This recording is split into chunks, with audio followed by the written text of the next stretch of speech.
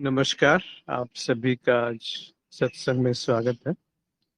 सत्संग में हम आध्यात्मिक विषयों पर बात करते हैं। तो किसी का कोई प्रश्न है तो वो अनम्यूट करके पूछ सकते हैं या फिर लिख करके भेज सकते हैं। कुछ प्रश्न आए हैं, वहीं से शुरुआत करते हैं। बहुत ज्यादा प्रश्न नहीं है, तो बाकी जो जुड़े हैं संवाद में उनसे भी निवेदन है कि वो कभी भी अपने आप को अनम्यूट करके बात कर सकते हैं। तो एक प्रश्न है कि एक बात समझ में नहीं आ रही कि जब अद्वैत का अनुभव ही नहीं हो सकता और ना कोई उसमें आ सकता है क्योंकि वहां कोई बचता ही नहीं है, तो फिर समावेशी ध्यान में आने को अद्वैत या अनुभव क्रिया में आना क्यों कहा गया है?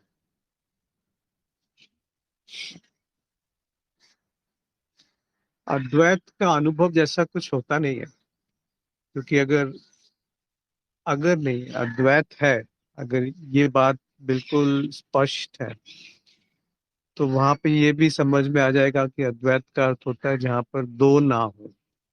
और वो जो दो की बात होती है वो एक जानने वाला और एक जिसको जाना जा रहा है, या एक दृष्टा और एक दृश्य, एक अनुभव और एक अनुभव करता, एक साक्षी और एक साक्ष्य, एक ज्ञानी और एक ज्ञान। इस तरह के जो विभाजन है, ये सारे विभाजन नहीं रहते, तभी तो उसको अद्वैत कहेंगे, जहाँ दो ना हो। और जब दो ना हो तो उसको फिर कोई अनुभव की श्रेणी में लाना उचित नहीं है, क्योंकि वहां ना अनुभव है ना अनुभव करता है। ये मान लेना भी ठीक नहीं रहेगा कि वहां केवल अनुभव करता है और अनुभव नहीं है, क्योंकि दोनों एक दूसरे के पूरक है, एक साथ उत्पन्न होते हैं और एक साथ विलय भी हो जाते हैं। वैसे विलय होते नहीं है, क्योंकि वो जो अभी हमें लगता है कि मैं अनुभव कर रहा हूँ, वो बात जांचने योग्य है कि उसको जांचा जाए कि वास्तव में क्या ऐसा है कि मैं कुछ अनुभव कर रहा हूँ या अनुभव घट रहा है। और ये जरूरी नहीं कि अनुभव जब घटता है तो उसको जानने वाला वहाँ मैं के रूप में मौजूद हो, क्योंकि मैं के रूप में जब मौजूदगी नहीं भी होती है तब भी तो अनुभव घट रहा होता है। जैसे एक छोटा सा बच्चा है, उसको अनुभव घट रहा है, पर वहाँ उसका कोई नाम नहीं है। उन्हें ये समझता है कि मैं ये शरीर हूँ, मन हूँ, या ये अनुभव मुझे घट रहे हैं या मुझे नहीं घट रहे हैं, या निद्रा में, या एक पशु। उसी तरह से जब बोध होता है कि अनुभव और अनुभव करता दो नहीं है, तो उसको आप अनुभव क्रिया कह सकते हैं या अद्वैत कहते हैं। और गहराई में जाएंगे तो ये ऐसा नहीं है कि आप इसको जानेंगे तभी ये अद्वैत है। जब आप इसको नहीं जान रहे हैं तब भी अद्वैत उतना ही है। ये एक बड़ी कृपा है, ये अद्वैत जो प्रकट हो पाया और वो किसी तरह से इस बुद्धि में समा पाया, क्योंकि बुद्धि जो है वो खुद द्वैत का उत्पाद है, खुद एक मैं का उत्पाद है। तो ये बड़े आश्चर्य की बात है कि बुद्धि इस सीमा तक पहुंच पाई कि अद्वैत जैसा कुछ हो सकता है। और जब वो बुद्धि इस बात को स्वीकार कर लेती है तो वहां पर उसका विलय होने लगता है, वहां उसकी कोई आवश्यकता नहीं रहती। उस स्थिति को आप, स्थिति भी कहना ठीक नहीं है, बस वो बात जो है, अगर वो चख ली तो उसको अनुभव क्रिया कह सकते हैं, या उसको अद्वैत कह सकते हैं, या उसको ध्यान कह सकते हैं, या होश कह सकते हैं। पर इन सब नाम में कुछ रखा नहीं है, क्योंकि जैसे आप कुछ उसको नाम देंगे उसके साथ एक कल्पना जुड़ जाएगी और बुद्धि फिर सूक्ष्म रूप से ये मानने लगेगी कि मैं जान गया कि वो अद्वैत क्या है।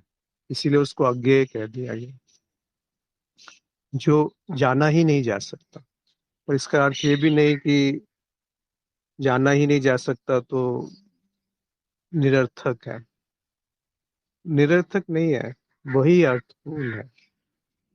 नीरस नहीं है, वही रस से भरा है। क्योंकि बुद्धि या मैं बीच में आकर के हस्तक्षेप करता है, उसमें जो अखंड है, जो अटूट है, जहाँ पे तोड़ हो ही नहीं सकती, वहां पे तोड़ उत्पन्न हो जाती है, बुद्धि के कारण, सम्मोहन के कारण।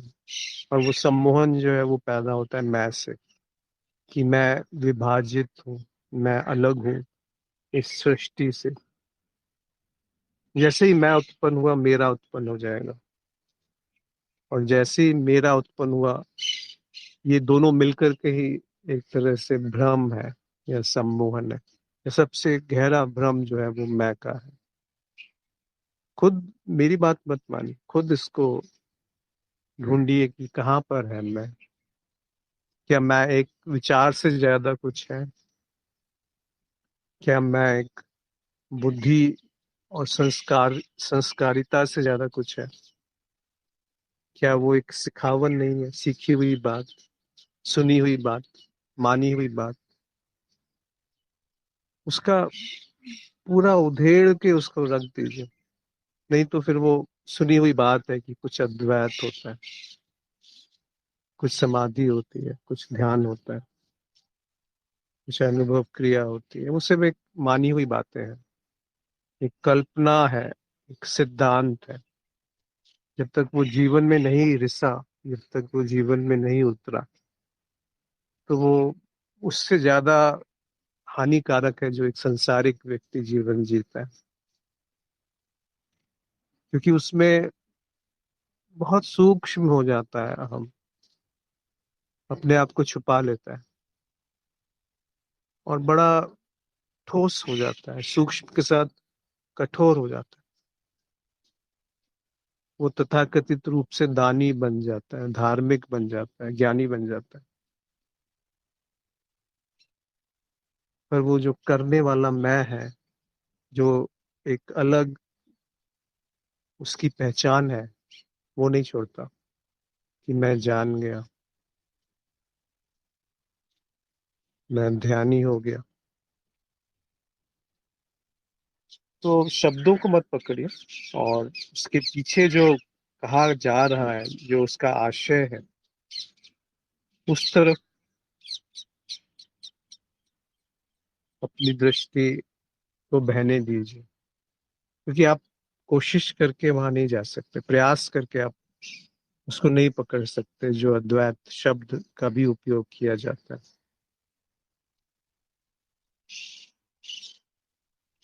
आशा ये स्पष्ट हुआ होगा। क्योंकि अब समावेशी ध्यान है, और जो एक जगह पे ध्यान लगा के रखना, अनन्य ध्यान, वो सब अनेकों तरह से ध्यान प्रक्रिया बताई गई है। पर समावेशी ध्यान को अगर सरल तरीके से बताना है, तो वो दृष्टि बनी रहना कि होश साथ में है, और उस होश के समक्ष, उस उपस्थिति में जो भी घट रहा है, वो घटने में अवरोध नहीं पैदा करना, जो बीच में मैं आकर के उसको कुछ करने लगता हूँ, या रोकने लगता हूँ, पकड़ने लगता हूँ, या छोड़ने लगता हूँ, या निंदा या स्तुति, अपनी या दूसरे की। जब वो छूट जाए सहज रूप से, तब वो समावेशी ध्यान है। ध्यान कोई एकाग्रता वाली चीज भी नहीं है, कि ध्यान में कोई ध्येय भी नहीं है, कोई लक्ष्य नहीं है, कोई प्रयास नहीं है,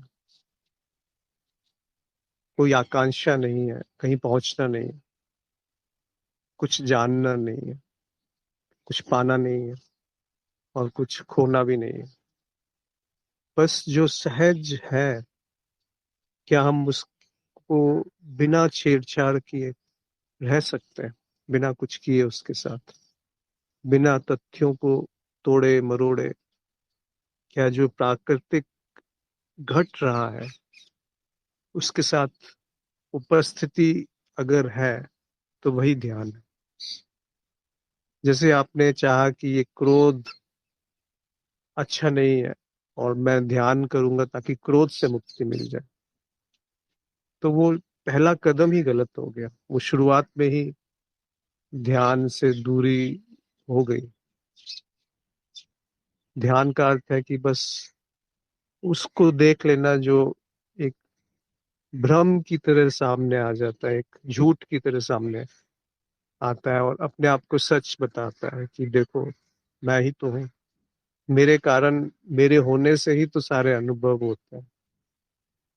ये जो मैं है, इस तरफ अगर दृष्टि मुड़ गई कि ये है क्या, किस धरातल पे ये कहता है कि मैं हूं, कि मेरा होना क्या है, तो अब पाया जाता है कि वहां पे जो मेरा होना है और जो दूसरे का होना है, उसमें कोई भेद नहीं, उसमें कोई विभाजन नहीं है, उसमें कोई दूरी नहीं है, न समय की न स्थान की। तो उसको अद्वैत कहा जा सकता है, उसी को ध्यान कह सकते हैं, उसी को होश कह सकते हैं, उसी को जागरण कह सकते हैं। ऐसा कुछ है इसमें। यदि किसी को कुछ कहना हो, जोड़ना हो, तो बोल सकते हैं अपने आप को अनम्यूट करके, क्योंकि ये बहुत महत्वपूर्ण बात है। बार बार यही तो सत्संग में कहा जाता है कि ऐसा है, पर ऐसा है मान लेने से वो बात सिद्ध नहीं हो जाती। यहाँ पर कहा जाए तो प्रार्थना भी नहीं है, प्रयास भी नहीं है, कृतज्ञता है, एक अहोभाव है। और वो क्यों है, कैसे है, किसी पर क्यों आता है, किसी पर क्यों नहीं आता, वो सब बातें निरर्थक है। अगर वो आ गया होश, जहां मैं का पूर्ण विलय है, तो सारे विभाजन समाप्त हो गए। फिर कुछ कहने की आवश्यकता नहीं है कि ऐसा ही है। और वो जीवन में फिर रिसने लगेगा, उतरने लगेगा, बहने लगेगा। तभी तक अध्यात्म शुरुआत वहीं से है और समाप्ति वहीं पर है। अध्यात्म जैसा कुछ होता नहीं। जिस क्षण ये बात समझ में आ गई, बिना किसी लार लपेट के, बिना किसी संशय के, कि ये तो है, और किसी से सुनने से नहीं, खुद वो सिद्ध हो गया, सत्यापित हो गया कि ऐसा ही तो है। फिर वो जो कृतज्ञता है, जो कृपा है, जो करुणा है, जो प्रेम है, वो परिभाषाओं से मुक्त हो जाते हैं। फिर वो जीवंत है। फिर उनकी परिभाषा बेशक आपको ना पता हो, बेशक आप तकनीकी रूप से गलत बात कह रहे हो, बेशक आप अद्वैत को द्वैत समझे और द्वैत को अद्वैत समझे, वो सब बातें बेकार है। कोई उसका अर्थ नहीं। पंडित नहीं बनना है, मौलवी नहीं बनना है, धार्मिक नहीं बनना है, कुछ बनना ही नहीं है। जो बन रहा है उस तरफ दृष्टि मोड़ देनी है। बस एक छोटा सा कदम है, वो दृष्टि मुड़ी और सारा जो भ्रम था वो गायब। इतना बर अध्यात्म, इससे ज्यादा कुछ नहीं। फिर जो जीवन में घटेगा वो सहज है, वो सहज स्वीकार है, वो चुनाव रहित स्वीकार है, वो चुनाव रहित जागरण। इसमें कोई चुनाव नहीं करना कि ये अच्छा है, इसको पकड़ के रख लूं थोड़ी देर, ये बुरा है, इसको भगा दें। ऐसा कुछ नहीं होगा। इसका अर्थ ये भी नहीं है कि मैं कुछ जीवन में सारी घटनाएं, कोई भी कुछ भी करता रहे, लापरवाह हो गया, ऐसा भी नहीं होगा। क्योंकि लापरवाह या कुछ नहीं करना भी एक करने वाली ही बात से निकल के आता है कि आज मैं कुछ नहीं करूंगा, मैं मौन रहूंगा। ये जो नहीं करना है, इसके पीछे भी एक करने वाला उपस्थित है। सूक्ष्म रूप से उपस्थित है। ध्यान करना है, ज्ञान पाना है, संचलित करके रखना है, इकट्ठा करके रखना है, ऐसा कुछ नहीं है। जैसे जैसे वो संचलित होता जाएगा वैसे वैसे वो भारी होता जाएगा। उसको बहने देना है, उसको इकट्ठा भी नहीं करना। वो जो भाव है सहज होश का, वही अद्वैत।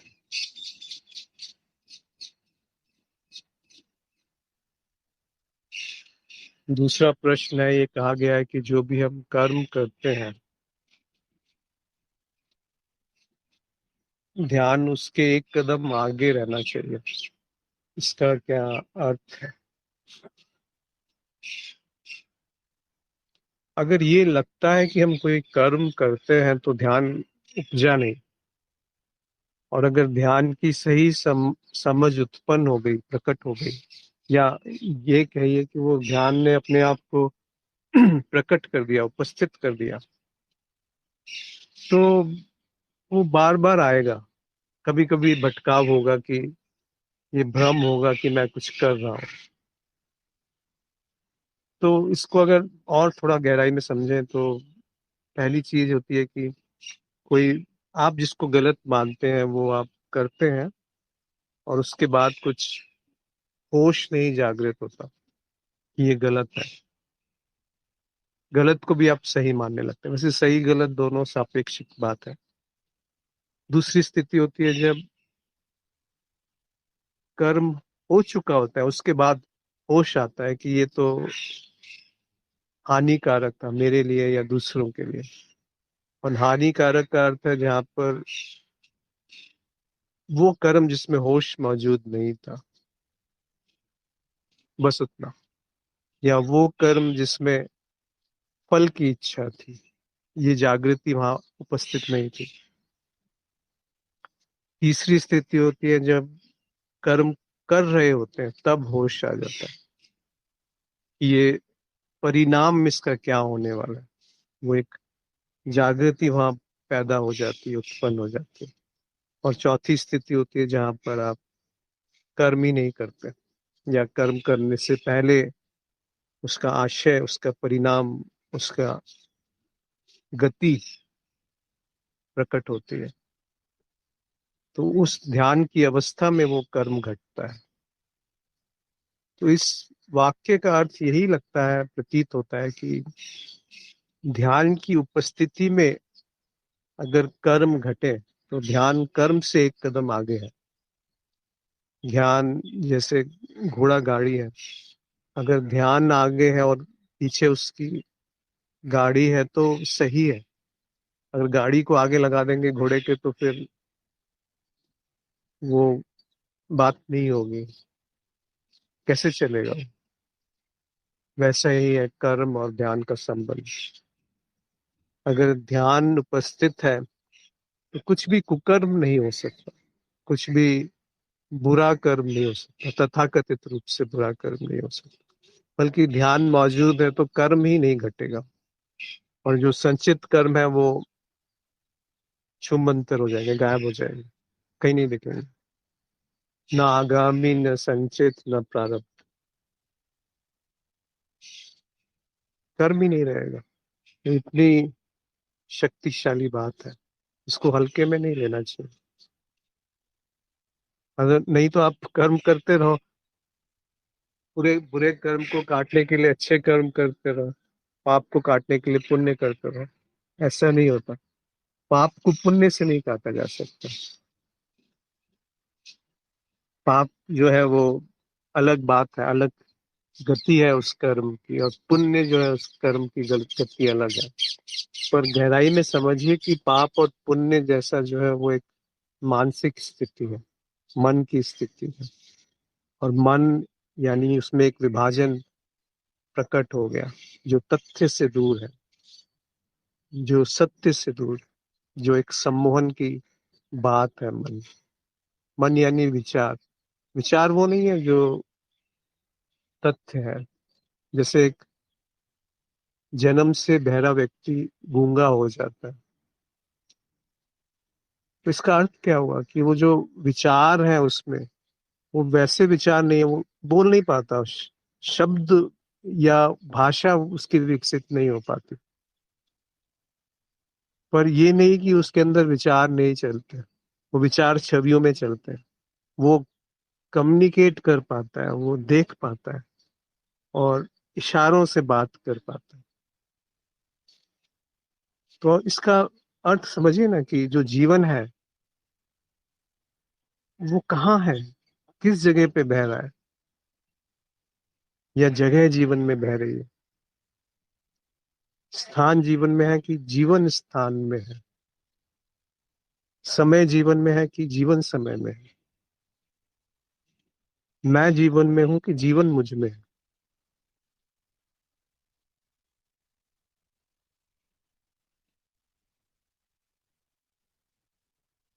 तो ध्यान जो है वो एक कदम आगे ही रहे तो शुभ है।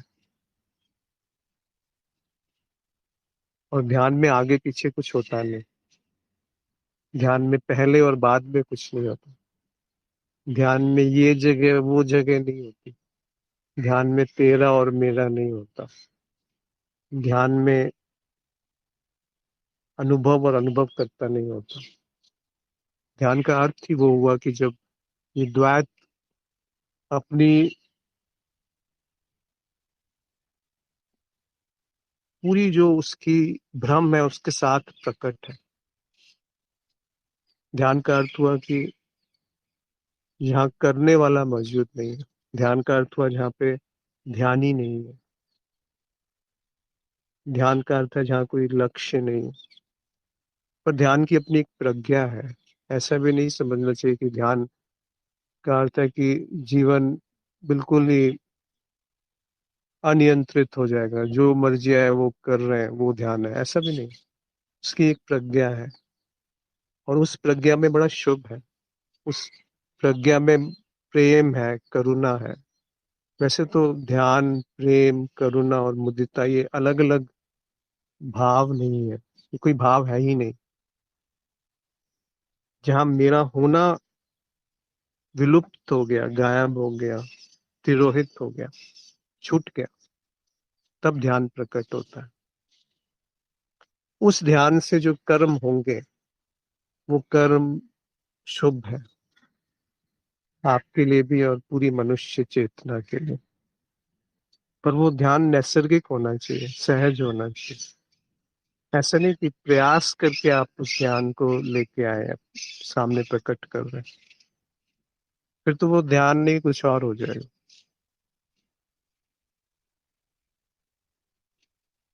ध्यान का अर्थ है जहाँ ध्यान ही ना हो। वो ध्यान क्या है जहाँ ध्यान ही नहीं है? तो आप पाएंगे कि कर्म ही नहीं रहे। कर्म तभी होते हैं जब कोई करने वाला मौजूद है। भोग तभी होता है जब भोगने वाला वहां पे उपस्थित है, कि मेरे साथ ही ऐसा क्यों हुआ। दुख तभी होता है जब मैं वहां उपस्थित हूँ। अगर मैं की उपस्थिति ही प्रश्न चिन्ह है तो दुख कैसे होगा? और अगर मैं की उपस्थिति ही प्रश्न चिन्ह है तो सुख कैसे होगा? तो सुख और दुख से परे की जो बात है उसे होश कहा जाता है, या ध्यान कह सकते हैं। जहाँ ना सुखी है ना दुखी है, और सुख और दुख लगभग एक जैसे हो जाते हैं, क्योंकि सुख की जो पूंछ है वो दुख है और दुख की जो पूंछ है वो सुख है। जब आप सुखी होते हैं तो दुख वहां विद्यमान ही है। जब दुख विद्यमान था तभी तो आप सुख को पकड़ पाए। और जब आप दुखी होते हैं तो सुख वहां विद्यमान है। एक सापेक्षिक रूप से बात कही गई, रिलेटिव बातें हैं दोनों। और जब भी रिलेटिविटी है, जब भी द्वैत है, तभी तक सुख दुख, अच्छा बुरा, पाप पुण्य, सही गलत, ऊपर नीचे, ये सब चीजें आती रहेंगी।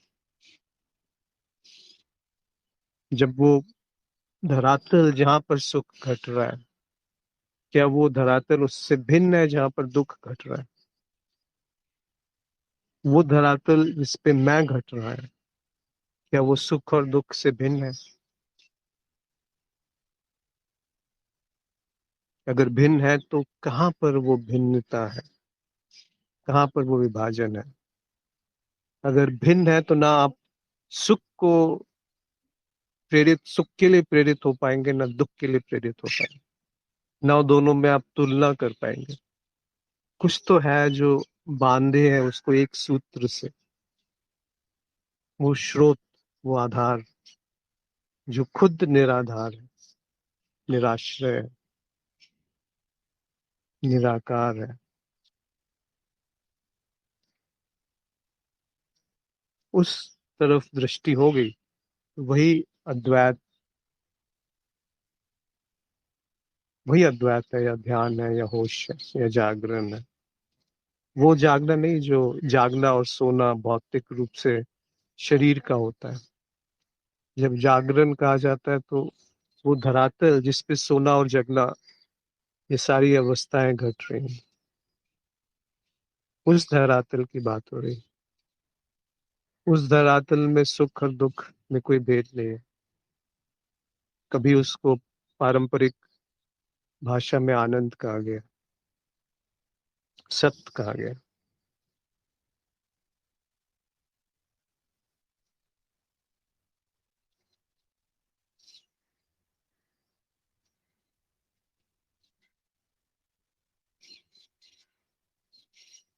इस बारे में किसी को कुछ पूछना हो या अपने विचार रखने हो तो आपका स्वागत है।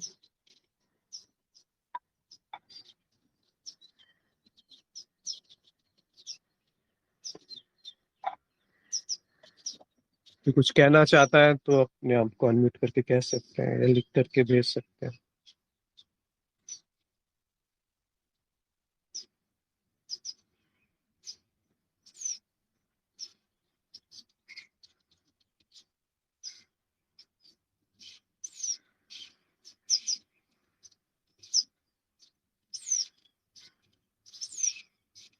दो कबीर साहब के दोहे हैं, उस पे थोड़ा फिर समय बिताते हैं, यदि किसी का कोई प्रश्न नहीं आता। घट घट मोरा साइया, सुनी सेज न कोय, बलिहारी व घट की, जा घट पर घट होय।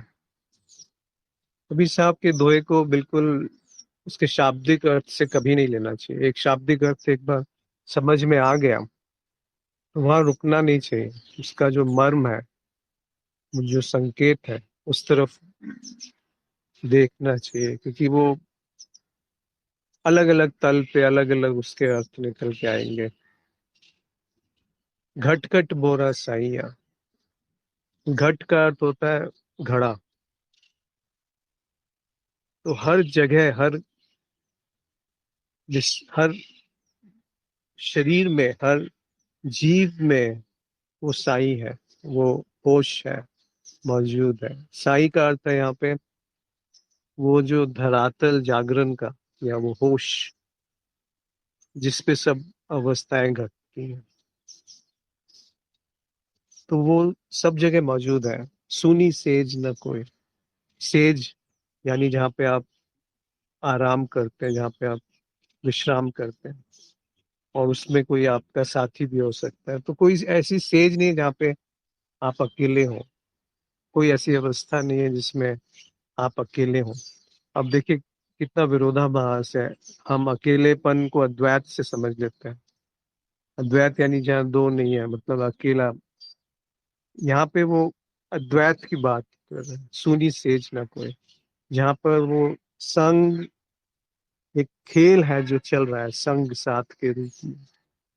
और वो जो धरातल है वो खुद ही विभाजित होकर के खुद ही के साथ खेल रहा है। बलिहारी व घाट घट की, जा घट पर कट हुए। एक तरफ कहते हैं वो सब जगह मौजूद है, फिर कहते हैं उस जगह नमन, बलिहारी, उस जगह मैं निछावर कर रहा हूँ अपने आप को। जिस जगह वो प्रकट है। तो क्या वो छुपा हुआ है जो प्रकट हो रहा है कहीं पर और कहीं पर नहीं? तो बड़ी सांकेतिक, बड़े सुंदर रूप से उन्होंने कहा है कि बेशक वो सब जगह मौजूद है, पर कभी कभी वो बिल्कुल स्पष्ट दिखने लगता है।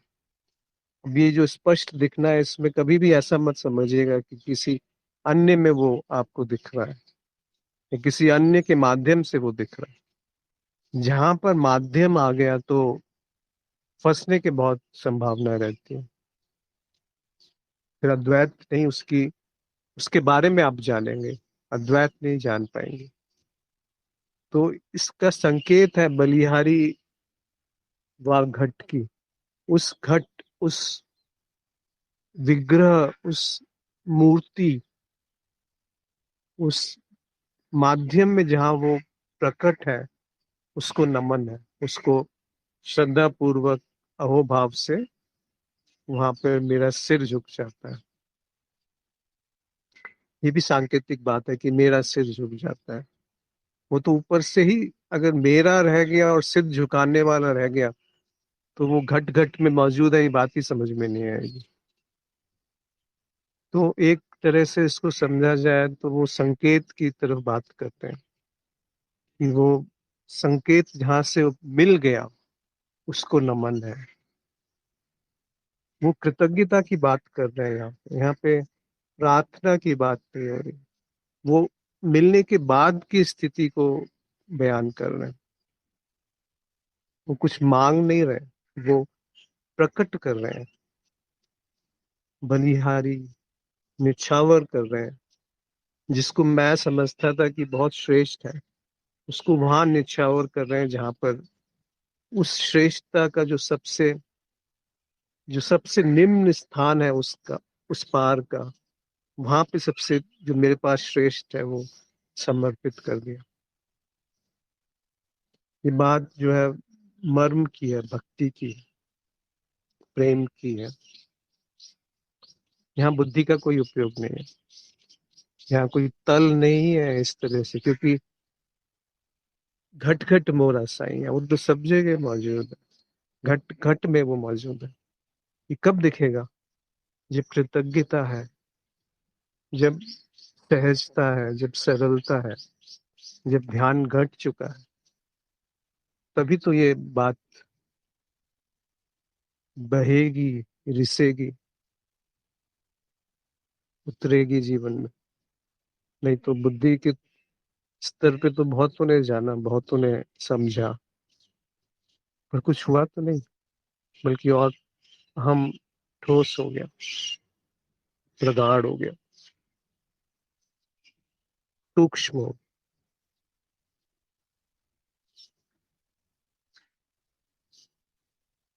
एक और दुआ है साहब का कि सुमिरन सुरत लगाई के, मुख से कछु न बोल, बाहर के पट दे के, अंदर के पट खोल। इसका अर्थ तो सबको पता ही होगा, पर फिर भी थोड़ा सा और गहराई में जाएंगे कि कबीर साहब जब सुरती कहते हैं तो क्या अर्थ होता है। सुरती का, उनका आशय हमेशा उस होश की तरफ है, उस जागरण की तरफ है, उस प्रेम की तरफ है, जो आधार है अनुभव और अनुभवकर्ता का। जहां पर होश की तरफ वो सुरती कहते हैं। तो उसका जो सिमरन है, ये स्मरण है, वो करने से नहीं आता।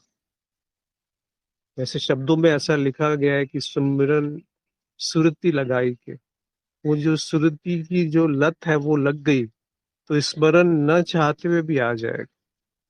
अगर उसमें परिश्रम है लगाने का तो बड़ा बोझ हो जाएगा वो जो नैसर्गिक रूप से जब सुरती लगती है तो उसकी बात कुछ और है। मुख से कछू न बोल, फिर जो इंद्रियों से बाहर की तरफ बहना होता है वो रुक जाता है।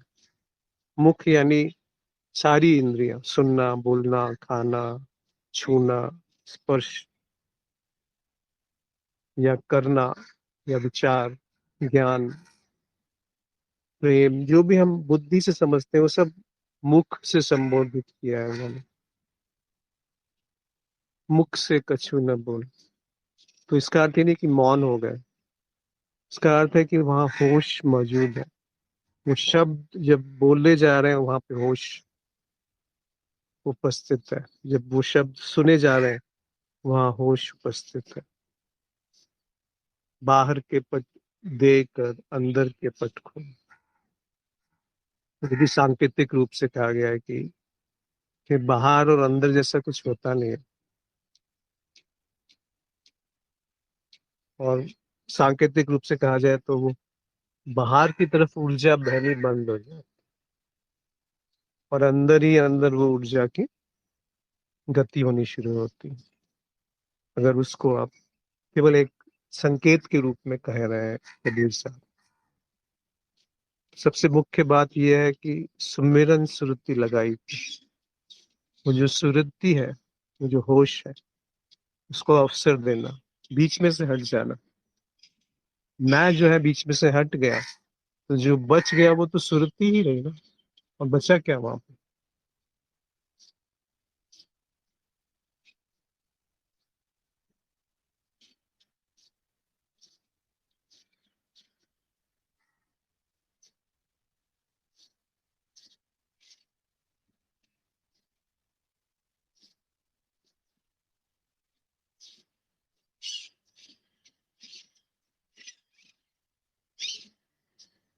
कोई कुछ बात रखना चाहते हैं जो आज चर्चा हुई उस पर, या किसी अन्य विषय पर?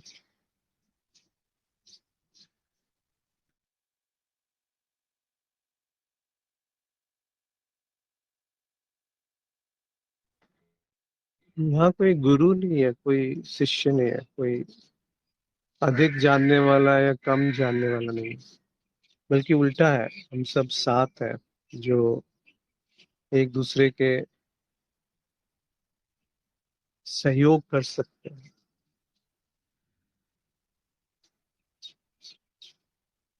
उस साथ में ही वो कभी कभी घटता है।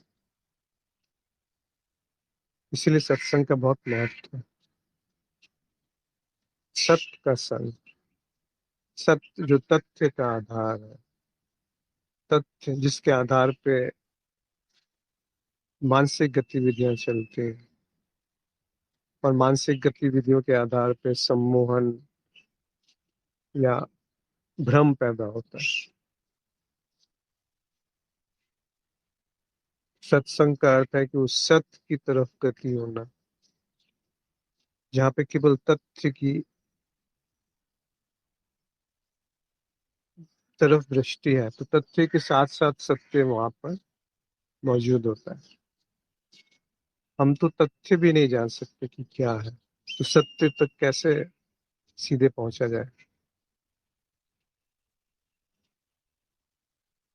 तथ्य भी दो तरह के होते हैं, जो प्राकृतिक रूप से है और एक जो मानसिक रूप से उसको हमने नाम दिया है, छवि बनाई हुई है। और उसमें अभी मिलावट नहीं हुई है, वो शुद्ध है, वो मानसिक तथ्य है। जैसे उसमें मिलावट हो गई वो विकृत हो जाता है, वहां मैं और मेरा उत्पन्न हो जाता है। वहीं से संसार का निर्माण होता है, वहीं से दुख का निर्माण होता है, वहीं से सुख का भी निर्माण होता है, वहीं से पूरा जो जीवन है उसका जो एक छवि है वो उसमें गति होती है। वो छवि वो नहीं है जो जीवन है। सोच विचार जीवन नहीं है। वो जीवन के लिए सहयोगी हो सकता है, जीवन के लिए नहीं। जो संसार में आपको कुछ हासिल करना है उसके लिए सहयोगी हो सकता है। पर ये जो बात हो रही है तो अपनी तरफ गति की बात हो रही है। बाहर के पट दे के अंदर के पट खोल, ये अंदर के पट खोलने की बात हो रही है। वहां सोच विचार क्या करेंगे, वहां बुद्धि क्या करेगी?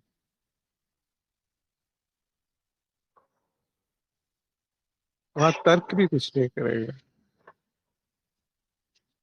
सब छूट जाएगा, छूटता ही जाएगा। छूटते छूटते भी जो रह गया फिर बस वही प्रासंगिक है, काव्यात्मक रूप से।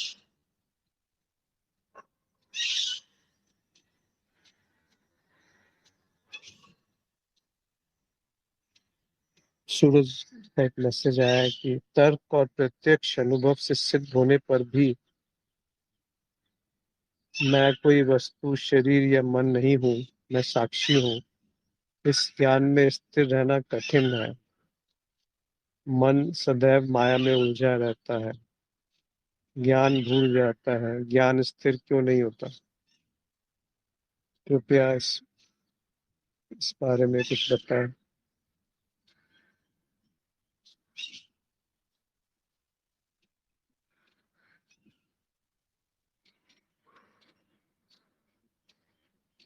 ये बात थोड़ा सा बहुत आपका महत्वपूर्ण प्रश्न है सूरज जी, कि ये एक भ्रम है कि ज्ञान को आप स्थिर कर सकते हैं,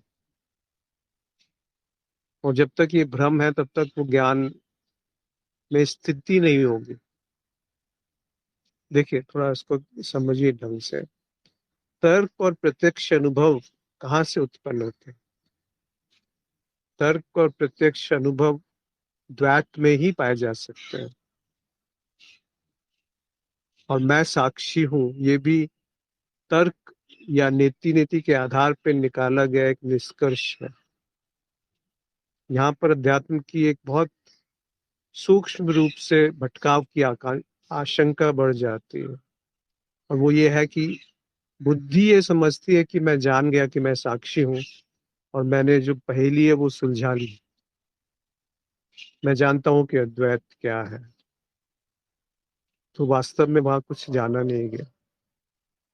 वास्तव में वो जीवन में उतरने वाली स्थिति नहीं हुई, क्योंकि आप बने हैं जो ज्ञान को स्थित करना चाहते हैं। आप बने हैं जो ज्ञान को ठोस बनाना चाहते हैं। बेशक आप साक्षी के रूप में बने, बेशक आप एक ज्ञान के सूक्ष्म रूप में बने हैं कि मैं जान रहा हूं कि मैं साक्षी हूं, और ये भाव बना रहे, तो बहुत बड़ा धोखा हो जाएगा। बहुत बड़ा धोखा हो जाएगा यहाँ पे। क्योंकि वही संसार जो पहले इधर उधर भागता था, पैसे के पीछे और पद के पीछे, संबंधों के पीछे, प्रतिष्ठा के पीछे, कुछ हासिल करने के पीछे, वही मैं अब साक्षी बनकर के ज्ञान के पीछे भाग रहा हूं। कुछ नहीं बदला, बल्कि और गड़बड़ हो गई यहाँ पर।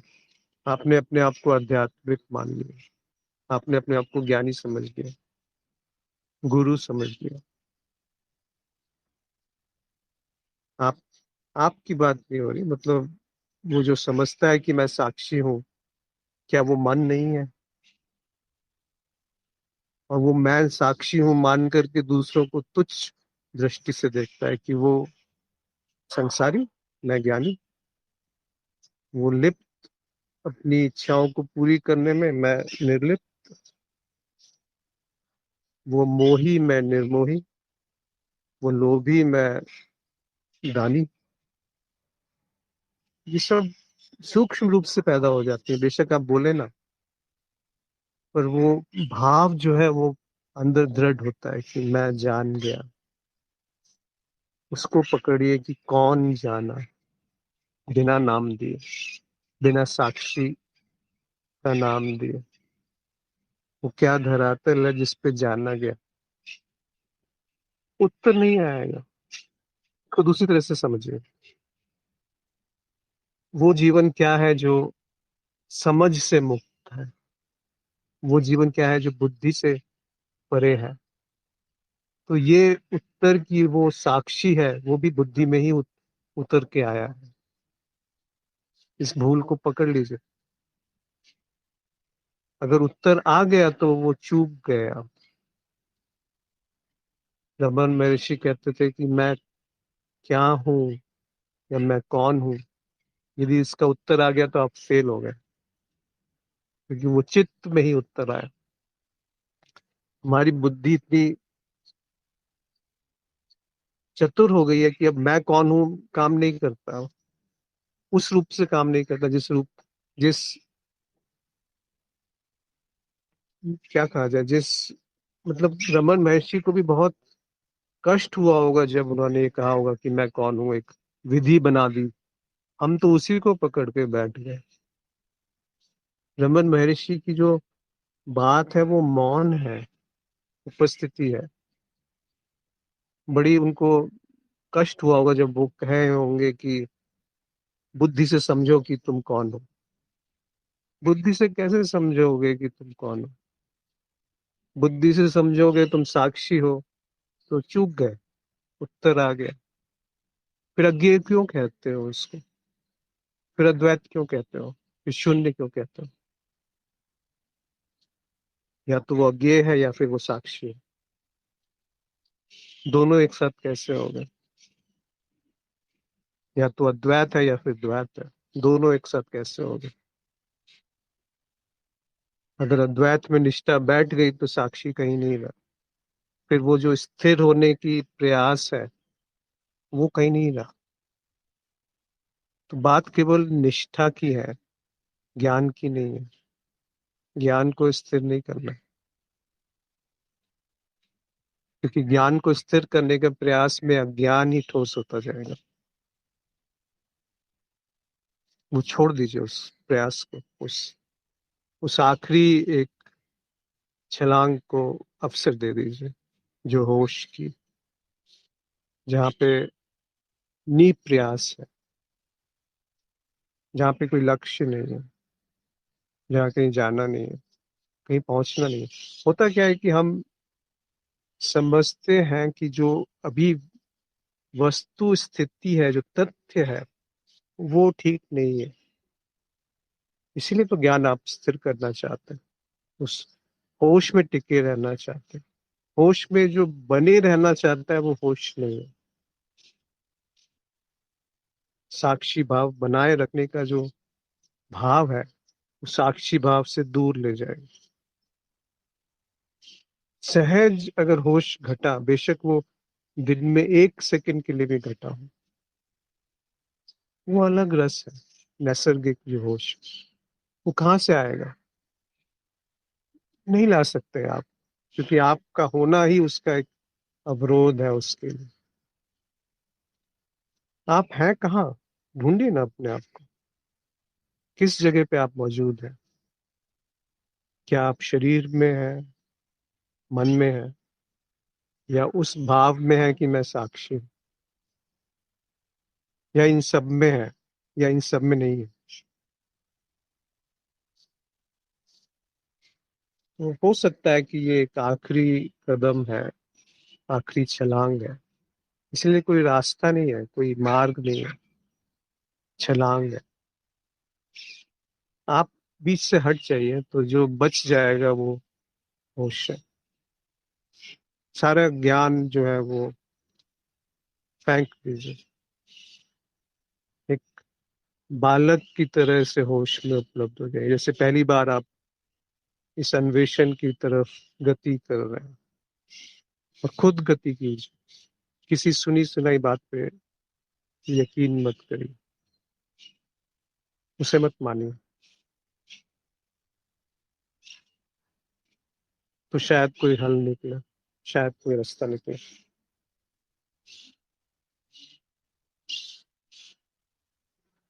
और वो जो रास्ता होगा वो आपका अपना होगा, उसमें कोई मिलावट नहीं होगी, उसमें कोई गुरु नहीं होगा, कोई शिष्य नहीं होगा। नहीं तो बहुत आसान है किसी गुरु को सुन के एक निष्कर्ष पे आ जाना कि मैं साक्षी हूँ। आप उन गुरु से संवाद कीजिए तो वो कहेंगे कि बात मजबूरी में कही गई है, और कुछ कह नहीं सकते थे। और यदि उसी को आपने पकड़ लिया अहम ब्रह्मस्मि, तो क्या मतलब निकलेगा उसका? वो जो अहम ब्रह्मस्मि है, वहां अहम नहीं है, केवल ब्रह्म है। उस ब्रह्म को उन्होंने अहम ब्रह्मस्मि कह दिया। या दूसरी तरीके से देखिए कि जब मैं का अभाव होता है तो जो रह जाता है वो ब्रह्म है। जब मैं का अभाव है तो जो रह गया वो साक्षी, और साक्षी का भेद नहीं रहा फिर वहां। मैं के होने से ये भेद उत्पन्न होता है। मैं के होने से मेरा प्रकट हो जाता है। तो वहां प्रार्थना आ जाएगी, वहां पर प्रयास आ जाएगा, वहां पे कुछ करना हो जाएगा, वहां पे कुछ संकल्प विकल्प आ जाएंगे। प्रार्थना नहीं, कृतज्ञता। क्योंकि वो जब होश नैसर्गिक रूप से प्रकट है, तभी तो आप कुछ कह पाएंगे। तो जो कुछ कहेंगे उस स्थिति में वो कृतज्ञता होगी, ना कि प्रार्थना। प्रार्थना तो तब होगी जब आप होश की प्राप्ति के लिए कुछ चाहते हैं कि होश बना रहे। सबसे सूक्ष्म जो कामना होती है, जो काम है, वो है होश बना रहे। और सारी काम, ये इच्छाएं तो बहुत गौन है उसके सामने। अगर उस जगह आप पहुंच गए कि ये भी मैंने त्याग दी, होश की मौज, रहे तो रहे, ना रहे तो ना रहे, पर जब भी रहे वो नैसर्गिक रूप से रहे, कि वो प्राकृतिक होश क्या है जो तथ्यों से छेड़छाड़ नहीं कर रहे। तो आप पाएंगे कि वहां पर जो उसका धरातल है वो सत्य है। फिर वो शब्दों का मोहताज नहीं है, और न मौन पे वो निर्भर है।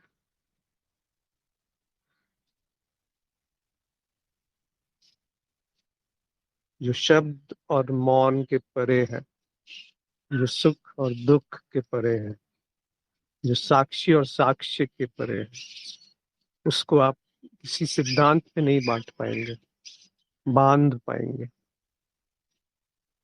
न बांट पाएंगे, न बांध पाएंगे। तो जो स्थिति है वो होश।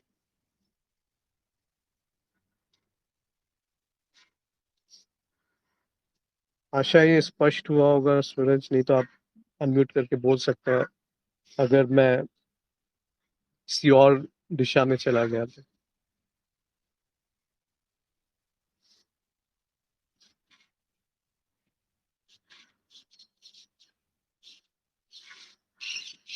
कोई और इस पे कुछ जोड़ना चाहे, जो प्रश्न सूरज जी ने पूछा है?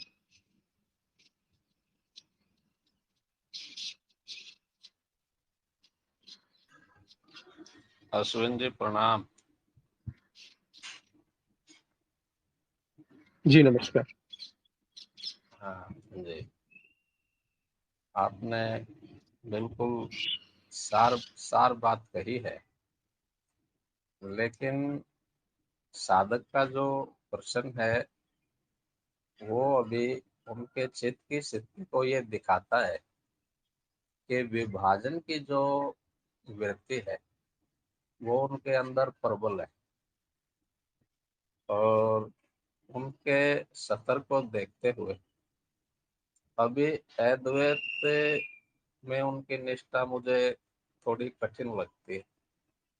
और हर साधक की अपनी चित्त की स्थिति और पात्रता के अनुरूप ये उपाय कार्य करता है। हालांकि जो आपने कहा बहुत ही सुंदर है। अद्वैत से सुंदर कुछ हो ही नहीं सकता, क्योंकि जो मेरा निज का स्वरूप है उसमें ना कुछ जानने को है ना कुछ करने को है। स्वाभाविक विश्राम की स्थिति है। लेकिन जिस साधक के चित्त में ये आत्मज्ञान की निष्ठा बैठ गई है, दृष्टा और दृश्य का भेद, हालांकि ये एक मिथ्या विभाजन है लेकिन फिर भी उसके शुद्धिकरण में काम आएगा।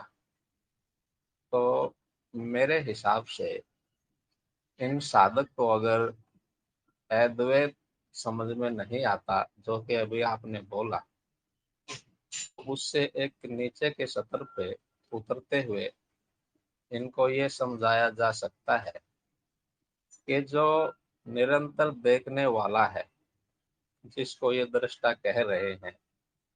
अगर चित्त में ये ज्ञान नहीं भी रहता कि वो देख रहा है, तो भी वो देख ही रहा है।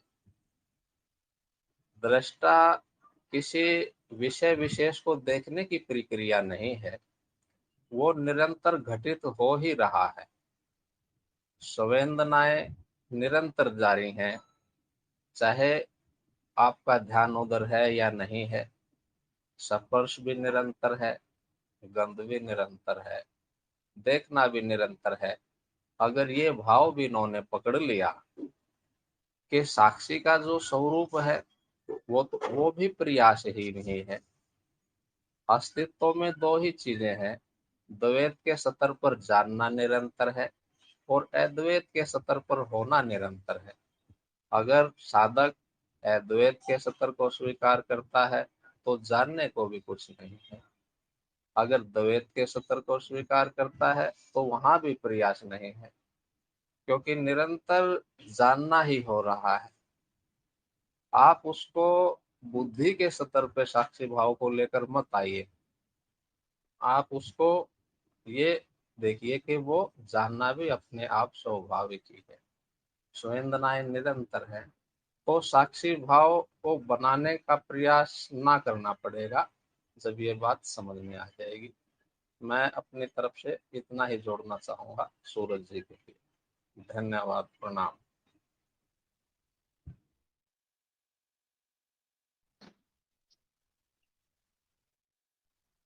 धन्यवाद शिवम जी, आपने बहुत सुंदर रूप से इसको बताया।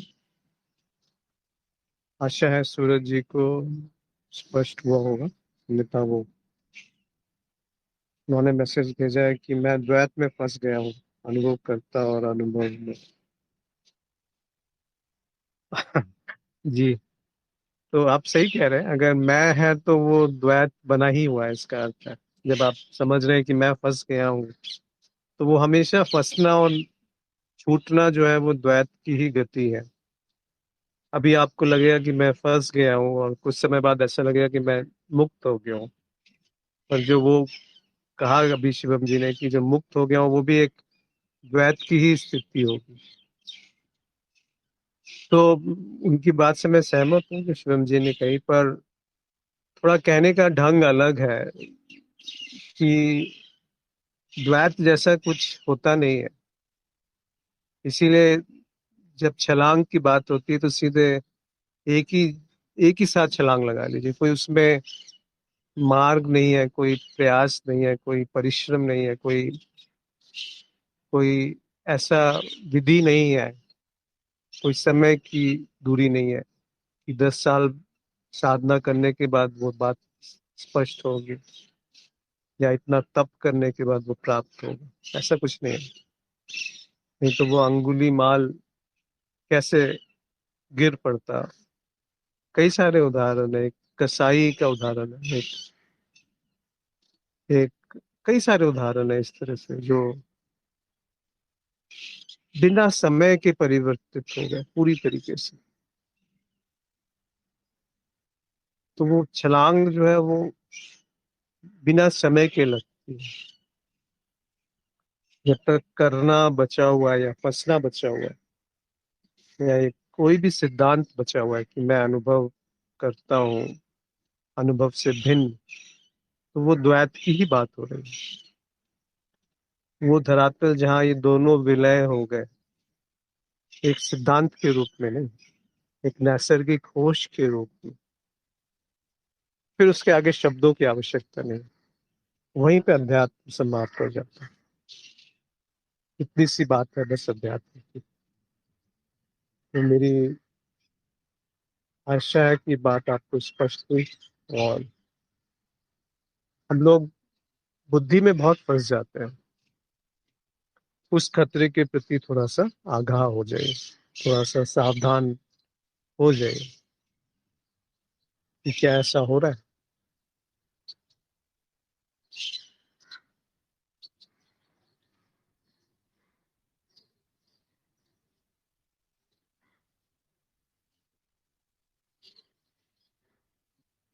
तो आप सभी का आभार आज जुड़ने के लिए और समय निकाल करके इस होश को अवसर देने की तरफ एक कदम बढ़ाने के लिए। उसमें कोई ढंग नहीं है, कोई निश्चित तरीका नहीं है कि ऐसे करने से ही वो होश उत्पन्न होगा।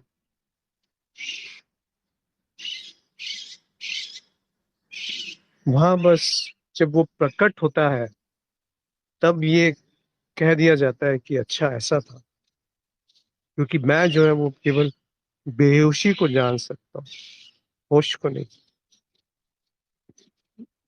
जैसे आंखें जो है वो केवल एक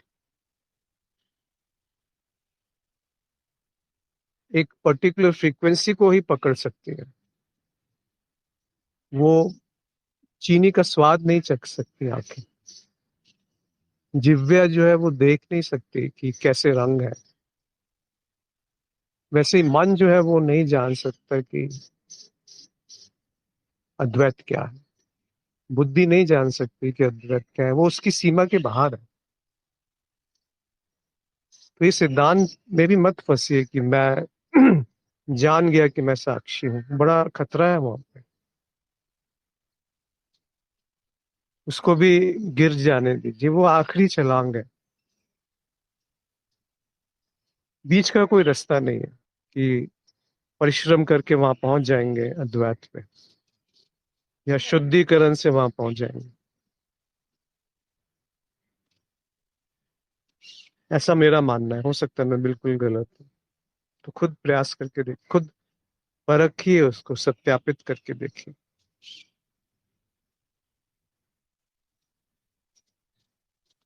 आप सब लोगों का बहुत आभार, सभी मित्रों का। यदि किसी का कोई और प्रश्न है तो बात कर सकते हैं, अन्यथा आज यहाँ पर वाणी को विराम दूंगा। और आप सबको बहुत बहुत शुभकामनाएं कि जीवन में वो होश, वो नैसर्गिक होश प्रकट हो, जो जिसमें मेरी कोई भूमिका ना हो, जिसमें बुद्धि की कोई भूमिका ना हो, जिसमें ज्ञान की कोई भूमिका ना हो, जो ज्ञान अज्ञान से परे है। इसी चिड़िया की आवाज जो आ रही है, वो जिस धरातल पे घट रही है वो होश है। उसको आप बिना आवाज को नाम दिए अगर वहां उपस्थित है तो वो होश है। जैसे आपने कहा ये चिड़िया की आवाज है, तो उसी क्षण वो धूमिल हो गई, वो दूषित हो गई। क्या उसको बिना नाम दिए आप सुन सकते हैं नैसर्गिक रूप से?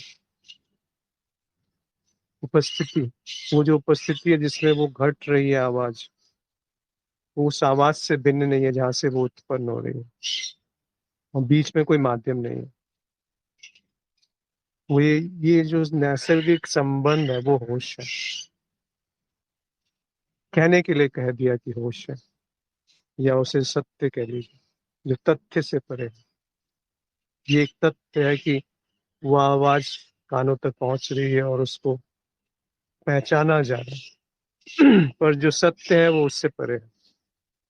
हम तो तथ्यों तक नहीं पहुंच पाते, हम तो सोच विचार और सम्मोहन में ही उलझे रहते हैं, बुद्धि में, मन में उलझे रहते हैं।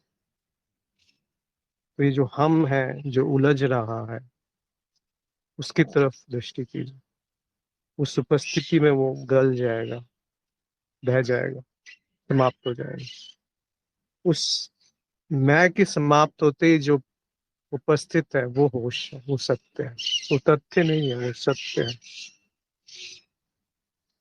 तो आप सबका बहुत आभार आज जुड़ने के लिए। नमस्कार।